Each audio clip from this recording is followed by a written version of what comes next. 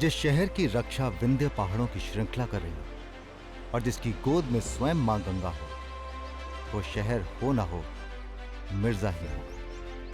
मिर्जापुर और उसकी ऊंची पहाड़ी पर वर्षों से खड़ा ये चुनार किला अपनी शताब्दियों की कहानी खुद बयां करता है।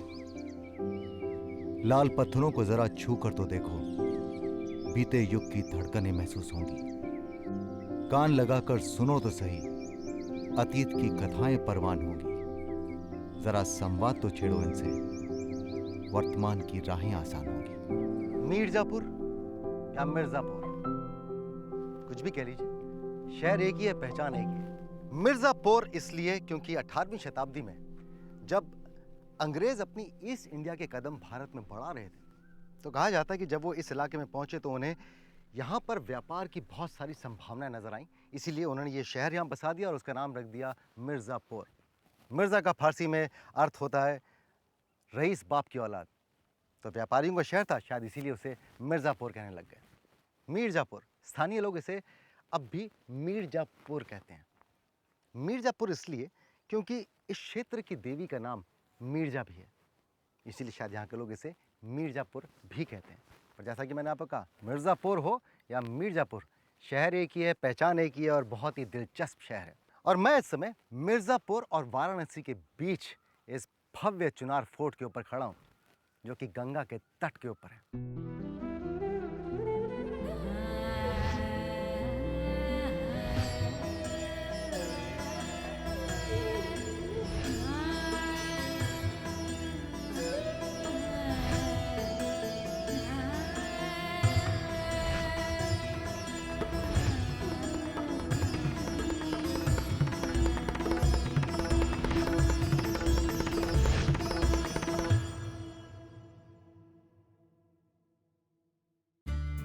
इस कड़ी में जानूंगा इतिहास भव्य चुनार किले का, जिसके पास यह दुर्ग रहा, उत्तर प्रदेश में वो सबसे शक्तिशाली रहा।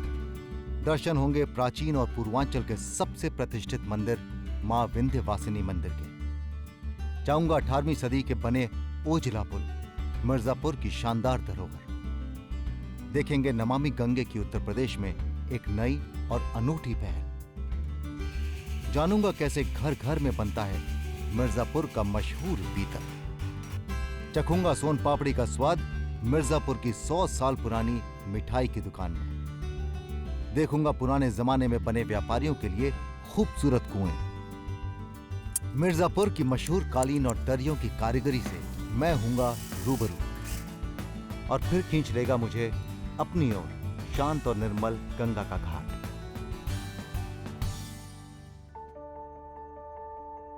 प्रयागराज से मिर्जापुर की दूरी लगभग 85 किलोमीटर है, यानी 85 किलोमीटर है।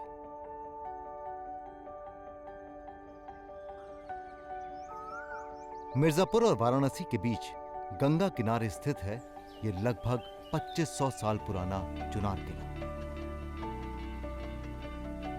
चुनार दुर्ग जो है ये 3 दृष्टियों से बहुत महत्वपूर्ण है। पहला तो पौराणिक दृष्टिकोण से, दूसरा ऐतिहासिक दृष्टिकोण से, और तीसरा सामरिक दृष्टिकोण से। पौराणिक दृष्टिकोण से जो इसका नाम है चुनारगढ़, वो मूल रूप से उसको चरणाद्रिगढ़ कहते हैं। और द्वापर युग में जब भगवान विष्णु ने राजा बलि से पूरी धरती मांगी, तो उन्होंने 3 कदम में जो पूरा धरती आसमान और सब मापा था, तो उसमें पहला कदम चुनार पे पड़ा था। गुप्त राजाओं के काल में यह एक तपस्थली के रूप में विद्यमान था।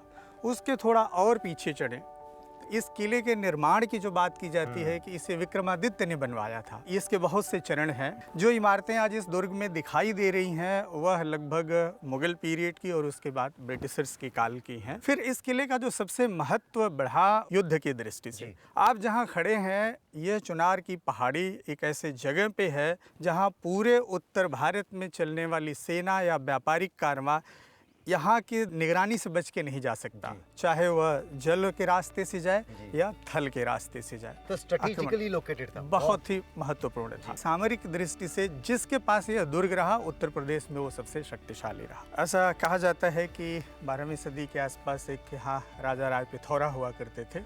उन्होंने अपनी रानी सोनवा के लिए सोने का मंडप बनवाया, इसीलिए इसको सोनवा मंडप कहते हैं। तो ये मंडप सोने का तो नहीं है, लेकिन इसकी खूबसूरती अगर आप देखें तो किसी चीज़ से कम नहीं है। ऊपर अगर इसकी छत को देखें तो आपको लगेगा कि लकड़ी के जो पहले इमारतें बनती थीं, छतें बनती थीं, उन्हीं के नक्शे कदम पर ये पत्थरों में उकेरा गया है। राजा विक्रमादित्य के भाई भारतीहरि सब राजपाट की मोहमाया छोड़कर जब संत बन गए थे, तब तपस्या के लिए चुनार आए थे। भारतीहरि अपना पूरा जीवन यहीं रहे और यहीं पर उनका निधन हुआ।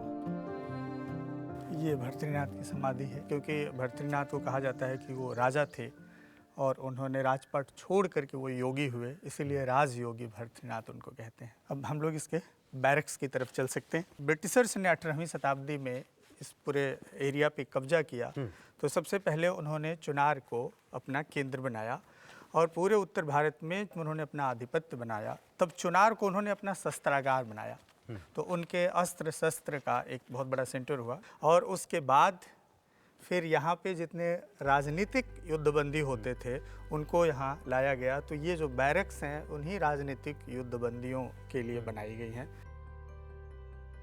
इस किले का एक और रोचक हिस्सा है वो बंगला जिसमें अंग्रेजी हुकूमत के भारत में पहले गवर्नर जनरल वॉरेन हेस्टिंग्स रहे थे। लॉर्ड हेस्टिंग्स ने अपनी सुरक्षा की दृष्टि से इस बंगले को चुना और कई वर्ष इस बंगले में बिताए। This house was occupied in 1781 by Warren Hastings. कहते हैं किरदारों से लंबी होती है उनकी कहानियां, तभी तो किरदारों के मिट जाने के बाद भी कहानियां जिंदा रहती हैं। 21 कमरे इसमें हैं जब वॉरेन हेस्टिंग्स ने इसको छोड़ा था। और इस दुर्ग की एक और बहुत इंपॉर्टेंट फाइंडिंग्स है सन डायल। सन डायल मतलब कि सूर्य की मूवमेंट के आधार पर चलने वाली जो टाइम बताए, जो टाइम बताया। इस पे अभी भी आप खड़े हो तो इसकी टाइम की एक्यूरेसी लगभग वैसी ही होगी जैसे आपके इस घड़ी की है जी। अब इधर से सन की रोशनी आ रही है जी। तो आप इधर देख सकते हैं, ये छाया है और ये बना हुआ है। तो अभी हमारा 3 के पास, 3 से थोड़ा कम, इस समय एग्जैक्टली 2:58 हो रहा है। और आप देखें ये घड़ी वहाँ पे। सुबह सूरज उधर से आएगा तो वो टाइम आपको इधर से मिलेगा, शाम को सूरज इधर है तो टाइम आपको इधर से बस मिलेगा। जिस दिन बादल आते होंगे तो दिन भर सोते रहते होंगे वो लोग। अपने घर में वॉल क्लॉक को निकाल कर रखा, ये रखने की जगह होती है मेरे पास में, तो मैं ये रखता। क्या कहूँ सर, मैं तो ये ऐसी जगह जब जाता हूँ ना और उसके इतिहास के बारे में जब मैं सुनता हूँ तो बहुत समय लगता है उसे प्रोसेस करने में। एग्जैक्टली कि कैसे वो दौर था, कैसे वो लोग थे, कैसी वो सोच थी, और ये दौर एक अलग दौर है। भव्य, प्राचीन और पूर्वांचल का सबसे प्रतिष्ठित मंदिर विंध्यवासिनी मंदिर, हजारों की आस्था का स्थान और लाखों की श्रद्धा का मरकज। खाली हाथ आना और गंगा जी में स्नान कर अपनी मां के दर्शन कर अपनी झोलियां भर चले जाना, यही परंपरा है श्रद्धालुओं की। इस मंदिर में रोशन दिए की लौ से अगर हम अपनी सोच की ज्योति भी जला लें तो शायद घर घर में जन्म लेने वाली बेटियों को भी मां विंध्यवासिनी का सच्चा आशीर्वाद मिल जाए और शक्ति की सच्ची अर्चना हो जाए। गंगा किनारे स्थित मिर्जापुर का है विंध्यवासिनी मंदिर। विंध्यवासिनी विंध्या में रहने वाली। विंध्याचल वो क्षेत्र है जहां पर विंध्याचल पर्वतों की श्रृंखला गंगा से आकर मिलती है। ये पूरा क्षेत्र अपनी देवी के मंदिरों के लिए जाना जाता है, लेकिन उन सभी देवी के मंदिरों में से मिर्जापुर का ये विंध्यवासिनी मंदिर सबसे ज्यादा प्रख्यात और प्रमुख है। नमस्कार। इस पूरे क्षेत्र के अंदर इतने सारे देवी के मंदिर हैं, लेकिन क्या बात है कि इस मंदिर की इतनी मान्यता है? ये आदिशक्ति माँ विंध्यवासिनी है। आदि मतलब मुख्य, प्रथम, जिन्हें कहते हैं जगत जननी। ये वो आदिशक्ति हैं जहाँ भगवान राम भी आकर माँ की आराधना तपस्या किए हैं। माँ विंध्यवासिनी का सारे वेद पुराण धर्म ग्रंथ में नाम पाएंगे, चूंकि आदिशक्ति है। इनको हजारों नाम से भी जाना गया है। कितना साल पुराना मंदिर है? रामावतार, कृष्णावतार के पहले। ये कब से है कोई इसकी हिस्ट्री नहीं बता पाया। देवता गण भी कहे हैं कि विंध्याचल महात्म्यम वक्तुम शेषो फनीश्वर लिखतुम है अच्छा दृष्टा इंद्रेश्वरेश्वर। इसका अर्थ ये हुआ कि 1000 हाथ वाले लिखने में और 1000 मुख वाले वर्णन करने में महत्ता नहीं बता सकते, तो साधारण मानव की क्या विसात है कि बता सकता है। अच्छा, साल में लगातार इतने श्रद्धालु आते हैं या कोई कैसा समय होता है जब ज्यादा श्रद्धालु आते हैं? देखिए, यहाँ नवरात्र तो मुख्य पर्व होता है, हर पूर्णिमा को लाखों लाख होती है। तो अंदर को गुफा है, ऐसा कुछ है या सिर्फ एक प्रतिमा है? अंदर माँ की मूर्ति है जी। जो मेन है वो आज भी एज इट इज है। चलिए दर्शन कराएं। भगवती का 4 श्रृंगार नित्य प्रति होता है। पंचो प्रकार और खोटसो प्रकार का श्रृंगार पूजन होता है।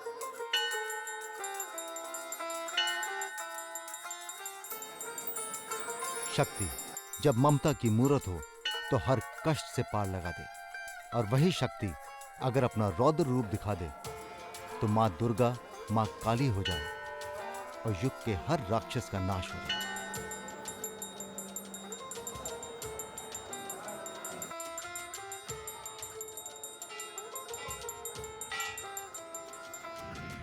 आगे है, जाऊंगा खूबसूरत ओझला पुल जो जोड़ता है 2 शहरों को।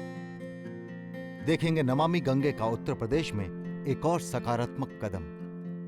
मिर्जापुर के पीतल के बर्तनों को बनाने की कला को जानूंगा थोड़ा करीब से। फेटुए का चखूंगा नायाब स्वाद। मिर्जापुर और विंध्याचल के बीच खड़ा ये ओझला पुल एक दर्शनीय स्थल है जो सिर्फ बीते हुए कल का एक पुल नहीं, बल्कि ये जोड़ता है 2 कालों को। किसी वक्त ये व्यापारियों के लिए बहुमूल्य संसाधन हुआ करता था। इस पुल के गर्भ में व्यापार के सिलसिले में आए हुए व्यापारियों के लिए विश्राम करने के लिए स्थान भी बनाया गया था। 18वीं शताब्दी में बना ये ओझला ब्रिज 2 शहरों को जोड़ने के मकसद से बनाया था और आज इतने सालों के बाद भी अपना मकसद बखूबी पूरा कर रहा है। जी हाँ, ये ओझला ब्रिज मिर्जापुर को जोड़ता है विंध्याचल से। ये ओझला ब्रिज ओझला नदी के ऊपर बनाया गया है जो इसी ब्रिज के नीचे से जाकर गंगा में मिल जाती है। जब भी मैं ऐसी जगह पर होता हूं तो महसूस करता हूं उस जज्बे को जिसने कभी इसकी कल्पना की। सलाम उस दूरदृष्टि को जिसने इसे वो रूप दिया ताकि आने वाली पीढ़ियां भी आराम से अपना सफर नदियों के ऊपर से तय कर सकें। ओझला पुल के अतीत से वर्तमान में आए तो ये देखकर खुशी होती है कि मिर्जापुर में नमामि गंगे ने गंगा और ओझला जैसी नदियों को स्वच्छ और अविरल रखने के लिए उत्तर प्रदेश का पहला फीकल ट्रीटमेंट प्लांट यानी FSTP शुरू किया है। ये फर्स्ट प्रोजेक्ट है NMCG फंडिंग का यूपी का चुनार में, जिसको बोलते हैं faecal sludge treatment plant. 10 KLD का ये हमारा FSTP चुनार प्रोजेक्ट है। 10 KLD means 10 kilolitre per day. और ये प्लांट स्टार्ट हो गए, ट्रायल रन पे है। बेसिकली इसका कंसेप्ट ये है कि जो भी यहाँ 6000 घर बने हुए हैं उनके जो सेप्टिक टैंक भर जाता है या कम्युनिटी टॉयलेट, जो भी डिस्लजिंग इससे पहले लोग करते थे तो ओपन लैंड पे डिस्पोज करते थे या किसी वाटर बॉडीज़ में करते थे। तो इसके लिए हम लोग ने DPR बनाया था। ये प्रॉपर इस पे ट्रीटमेंट होता है और ये पूरा एनारोबिक प्रोसेस पे है, विदाउट इलेक्ट्रिसिटी, विदाउट मैकेनिकल, जो है सारे प्रोसेस ग्रेविटी पे चल रहा है।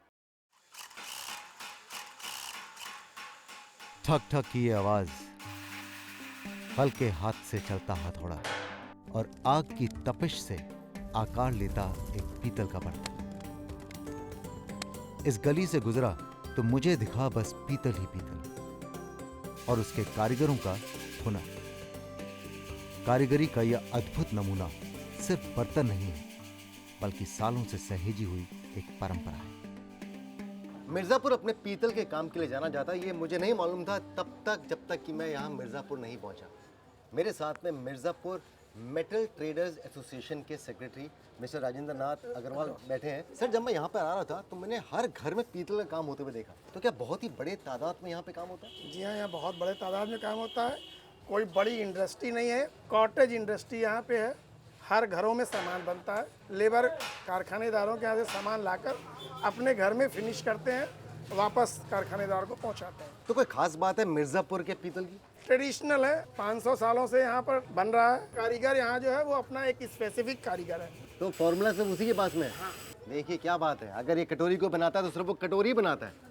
दूसरा फॉर्मूला परात बनाने का फॉर्मूला उसके पास में नहीं है, और जो परात बनाता है उसके पास में कटोरी बनाने का फॉर्मूला नहीं है। जी नहीं। तो जो पीतल यहाँ बनता है वो पीतल अन्य जगहों से अलग है या? यहाँ की डिज़ाइन और ट्रेडिशन एकदम अलग है। जो चीज़ें यहाँ बनती हैं वो अभी तक पूरे हिंदुस्तान में उसका नकल नहीं बन पाई है। जैसे उदाहरण के लिए कोई ऐसी चीज़? जैसे आपके यहाँ एक परात रखी थी अभी आपके वो पीछे जी, इसकी मठार जो है हाथ से होती है। इसके एक भी बूंदी में कहीं कोई फर्क नहीं मिलेगा, जबकि ये पूरा हाथ से बनता है। अच्छा ये? जी हाँ। देख रहे हैं आप इसको करीब से? ये हिंदुस्तान में सिर्फ मिर्जापुर में सिर्फ काम होता है। मिर्ज़ापुर में ही बनता है और कहीं नहीं बनता। बचपन से सुनते आ रहे हैं कि पहले ज़माने में पीतल के बर्तनों में खाना परोसा जाता था।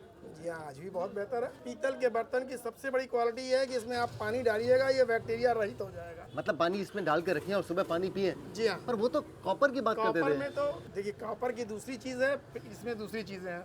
इसमें आप कोई भी चीज़ खाएंगे खराब नहीं होगा, आपको स्वास्थ्य के लिए बेहतर है जी। ये कैंसर कारक नहीं है किसी प्रकार से भी। ये तो अभी दादी और बड़े लोग हमेशा बोलते आए थे कि ये जो ट्रेडिशनल चीज़ें हमारी ये हैं। ट्रेडिशनल चीज़ें हैं, ये हैं आज भी और आगे भी रहेंगी। सुन रही है मंजरी आप? ये मैं आपको बता रहा हूँ कि हमारे घर में सारे बर्तन जो हैं वो पीतल के कर देंगे हम बहुत जल्द। ये मैं अपनी पत्नी को बोल रहा था क्योंकि तकरीबन कितने लोग जुड़े होंगे रोजगार के हमारा साथ? ख्याल है कि इसमें तो कम से कम 20 से 25 हज़ार लोग जो है वो रोजगार पा रहे हैं इस इंडस्ट्री से। यहाँ पे जो पीतल बनता है जी वो हाँ। कहाँ कहाँ भेजा जाता है? हिंदुस्तान के कम से कम 20 प्रांतों में मिर्ज़ापुर का माल बना हुआ जाता है। अगली बार जब आप मेरे घर में आएंगे और या मेरे घर का कोई शॉट देखेंगे उसमें अगर पीतल के बर्तन कहीं नजर आए आपको तो जनाब ये मिर्जापुर के पीतल है।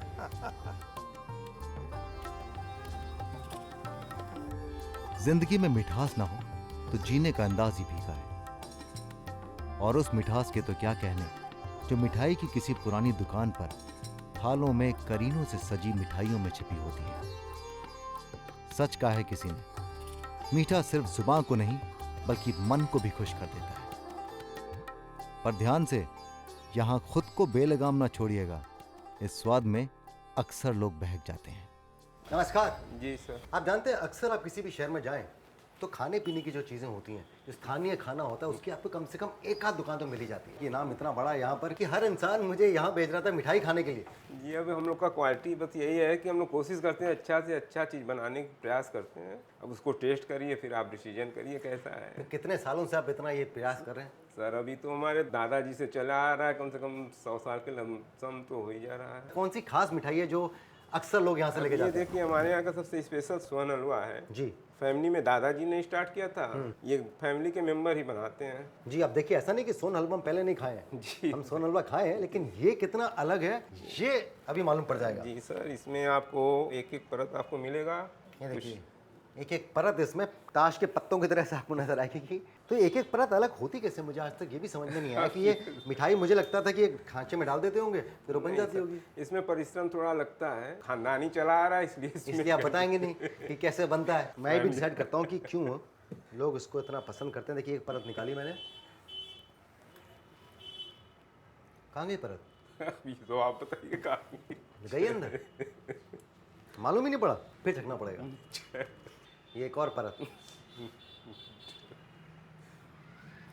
ये भी गायब। इसकी पहचान इसी से होती है कि आपकी ज़बान में पड़ते ही वो गायब हो जाए, एकदम पिघल जाए। बहुत बहुत ही कमाल का है। मुझे एक और किसी ने कहा था कि मूंग की दाल का भी कुछ बनाते हैं आप। जी सर, मूंग का दाल का ये फेटुआ है। ये है मूंग की दाल का फेटुआ।